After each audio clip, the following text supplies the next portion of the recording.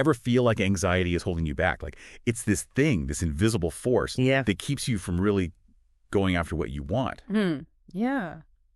So today we're going deep, diving into some surprisingly timeless advice on how to deal with anxiety. And we're checking out this video. It's from Daily Stoic. It's a project by Ryan Holiday. Right.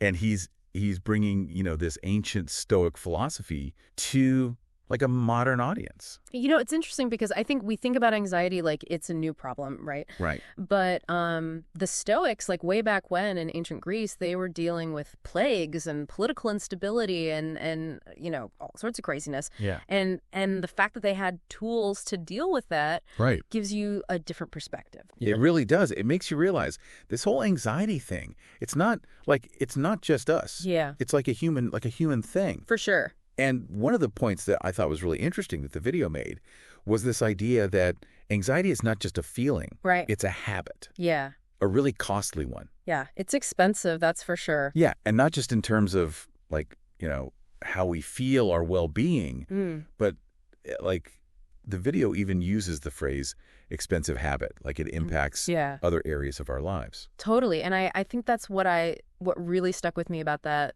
metaphor was it makes you realize that letting your anxiety run wild has consequences. The Stoics were really big on using your time and energy wisely, and they would say that was like essential to living a good life, a virtuous life. Yeah. And chronic worry is like the opposite of that. It's just a constant drain on you, on your resources. So it keeps you from being present, engaged in your life. Yeah, I can totally relate to that because for me, when I'm like stuck in my head worrying about stuff, right, I miss out on experiences. I push people away. Like I'm so busy, like dreading what might happen, right, that I forget to actually live. Right. And the video had this great story, and I heard this before, but it's about Zeno. Yeah. The Stoic philosopher. Yeah. Have you heard this one about the lentils? Oh, the lentils in the marketplace. Oh, yeah.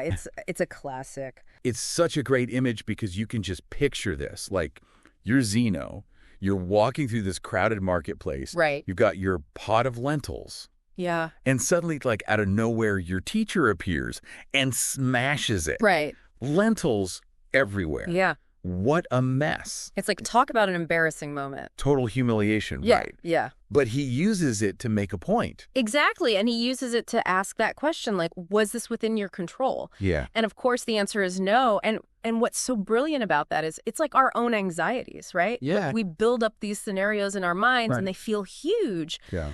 But so often the reality is, even when things do go wrong, it's not as bad as we imagine. It's not the end of the world. Yeah. And it's like facing your fears in a way. Totally. And speaking of confronting, like what scares us, the video kept coming back to this one question.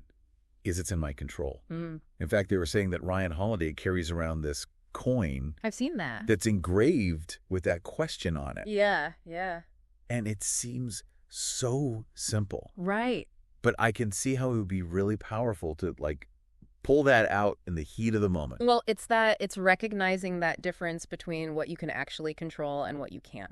Right. Right. And focusing your energy on the things that you can actually do something about. Okay. So it's not about like pretending everything's perfect or ignoring problems. It's more about like being strategic with your energy. Exactly. Yeah. The video even talks about how, all this time we spend dwelling on anxiety is like a misuse of our creativity. Right. We have this incredible ability to imagine, but instead of using it to solve problems or think about, possibilities, we get stuck in these worst case scenarios. That makes a lot of sense. It's like we're choosing to focus on the problem. Yes. Instead of like looking for the solutions. 100%. And Stoicism reminds us that we have that choice. We can get swept away by all the what ifs. Yeah. Or we can choose to focus on, what we can actually do right here, right now. Yeah. And that shift in perspective can make a huge difference. Yeah. It's like we have this like mental muscle. Yeah. This ability to choose where we focus our attention. Right. And the more we practice it, the stronger it gets. Absolutely. And, there's actually a Stoic technique that speaks to this idea of mental preparedness. Yeah. They call it premeditation malorum. It's Yeah, when I first heard that, I thought it was like a magic spell or something. Right. It sounds kind of ominous. Yeah, it does. But it's actually very practical and empowering. Okay. It's about mentally preparing yourself for setbacks or challenges. So not like dwelling on the negative, but just like acknowledging that things don't always go to plan. Yeah, it's recognizing that unexpected events are just part of life. Yeah. And instead of being caught off guard and, reacting emotionally, you can use this to think about how you might respond in a calmer, more rational way. Yeah. The video makes this analogy of like having a plan B or even a plan C, up your sleeve. Right. You're not trying to predict the future, but you're just equipping yourself to handle whatever happens. Okay, so it's like instead of freaking out if my flight gets canceled. Right, exactly. I can use premeditation malorum to kind of think through, okay, well, what are my options if this happens? Right, exactly. Kind of takes the sting out of it, doesn't it? It does, yeah. It shifts you from fear and reactivity to this place of agency, preparedness. Yeah. There's even a quote, I think it's Seneca, another Stoic philosopher. Okay. He says, "He who suffers before it is necessary suffers more than is necessary." Wow, and it's so easy to do that, right? To get caught up in that worry about like what might happen. Totally. But like he's saying, we probably end up suffering a lot more in our heads. That's 100%. Than we ever would if it actually happened. Yeah. It made me wonder, though, is there a danger of going too far with this? That's a great question. Like, could it become just another form of worry? Yeah, and the video actually addresses that. Yeah. It says, this isn't about going down a rabbit hole of what ifs and creating all this unnecessary anxiety. Okay. It's about kind of recognizing the difference between constructive preparation and just unproductive worry. Okay, so it's not about like upsetting over every possible disaster. Right. It's more about like having a game plan. Exactly. And the most likely challenges. And that makes me think back to that whole anxiety is a costly habit idea. Right. The video really used that financial metaphor. It did. Yeah. It's a really powerful way to think about it. Yeah. Because it's true. When we're indulging in worry, we are paying a price.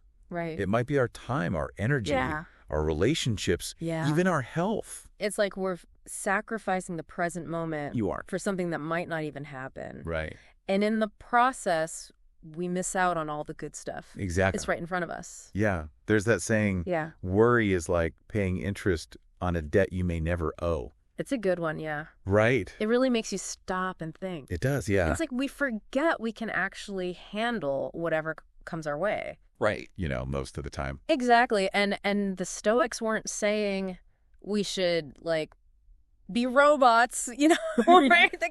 That life is messy. Like, they understood that. But they also knew that we always have a choice in how we respond. Yeah. And that even when things are tough, we can still like try to be our best selves. Yeah. And the video, it mentioned this Marcus Aurelius quote, and he was like the Roman emperor who was also, a Stoic. Philosopher king. Yeah, exactly. Yeah. And he said something like, how does this prevent you from acting with justice, wisdom, courage, temperance? Yeah. It really makes you think, because it's like even when we're freaking out or unsure about things, we can still choose how we're going to act.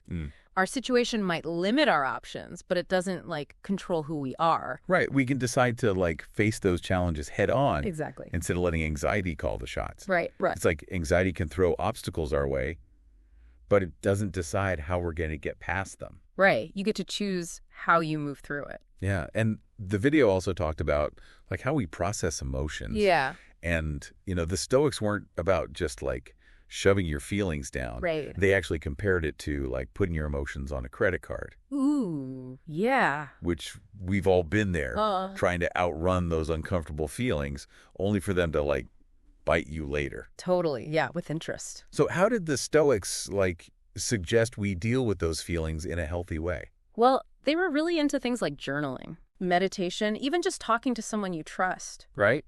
It's about being curious about those anxious thoughts, not judgmental, trying to understand them instead of just making them go away. So it's like making friends with the anxious parts of ourselves. Yeah, exactly. Instead of like being at war with them. Right, because once you understand where it's coming from, maybe you can work with it Right. instead of against it. Totally. This has been such an interesting conversation. Yeah. You know, I have to admit, when we first started talking about Stoic philosophy, I was a little, like, intimidated. Yeah, it sounds kind of like... I don't know, maybe it's just me. Yeah, no, it can. But the way that this video presented everything, it just clicked. Right. It didn't feel like stuffy or outdated. It just felt like real advice for the real world. Yeah, it shows you how relevant this stuff still is. It does. Yeah. And I also appreciated that the video, like, ended with a call to action. Yeah.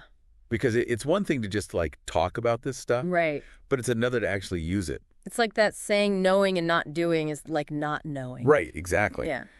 So as we wrap up this deep dive, Okay. I want to leave you with a little something to think about. Okay. What's one small step that you could take today to actually use one of these Stoic principles? You know, maybe it's journaling for a couple minutes. Yeah. Maybe it's asking yourself, is this in my control? Maybe it's just like noticing when you start to spiral. Yeah. Because every journey starts with a single step. What will yours be?